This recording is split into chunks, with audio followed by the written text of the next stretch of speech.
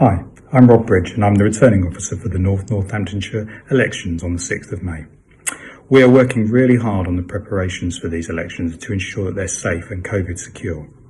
These are historic elections in North Northamptonshire and it's an exciting time for you as candidates because you could be part of shaping a new future.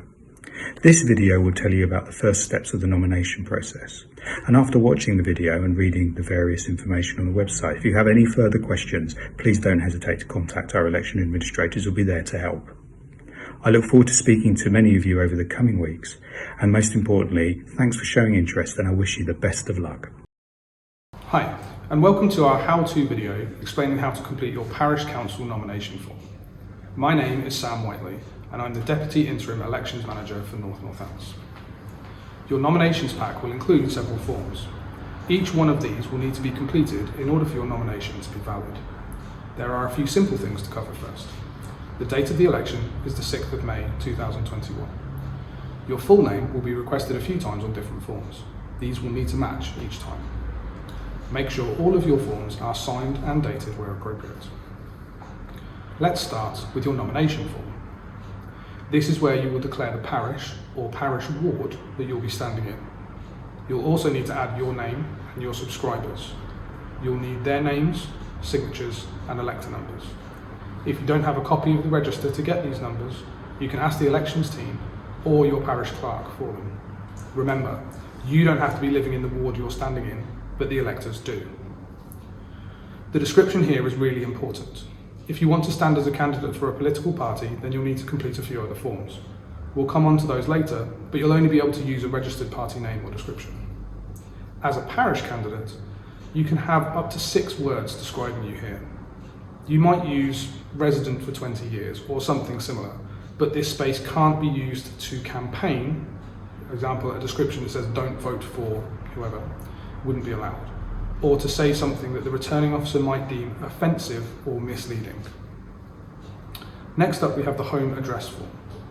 You must complete this form, but only need to complete part 2 of this form if you don't want your address to show up on the ballot paper. Instead, it will show the principal area, i.e. address in North Northamptonshire. It will not show the name of the parish. The next form is your consent to nomination. This is basically the form where you are agreeing to be nominated to stand for election and where you select how you qualify to stand. There are 4 qualifications that could apply if you want to stand as a parish candidate. 1. You're registered as a local government elector in the relevant area. 2. You've occupied land or premises as owner or tenant in the relevant area. We'll come on to what that means later.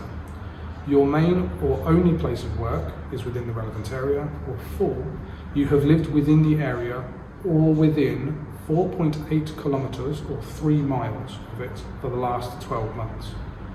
If you've lived at multiple addresses within the 12-month period, you'll need to provide all of them on your home address form. There's a couple of things to cover over here.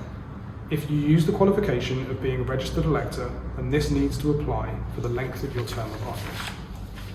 Aside from being a registered elector, the other qualifications all apply for the 12 months leading up to the date of your nomination and to the date of the poll.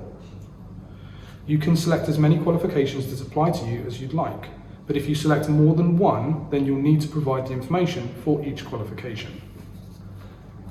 So what is meant by occupy land or premises as owner or tenant? And when would you use this qualification instead of the others? Other premises could mean something other than a house, for example a tent, a caravan or a houseboat. As long as you can establish occupancy of that premises within the relevant area for the last 12 months, this could apply.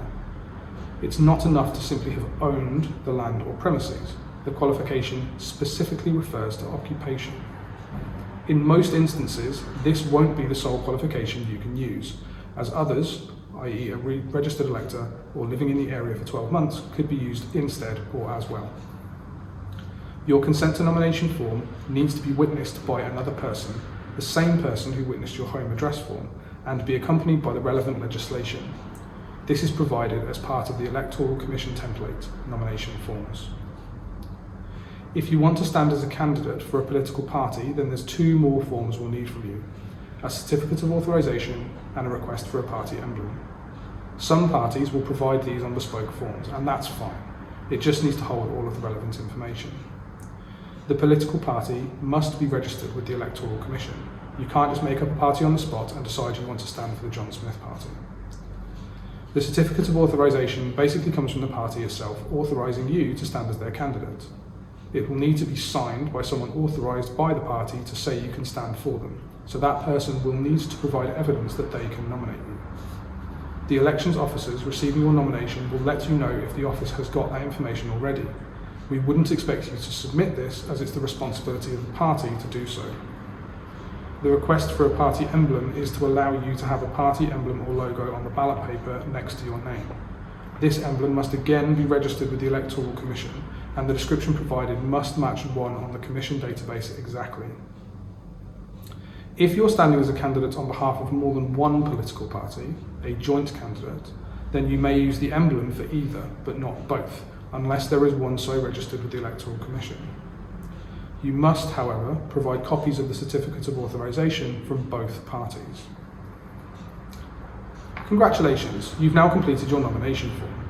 So what do you need to do next? Well, we offer an informal check of your papers. What this means is that you can have an electoral services officer look over your nomination form to make sure that everything has been completed correctly and advise you if any changes are needed before your papers are formally submitted.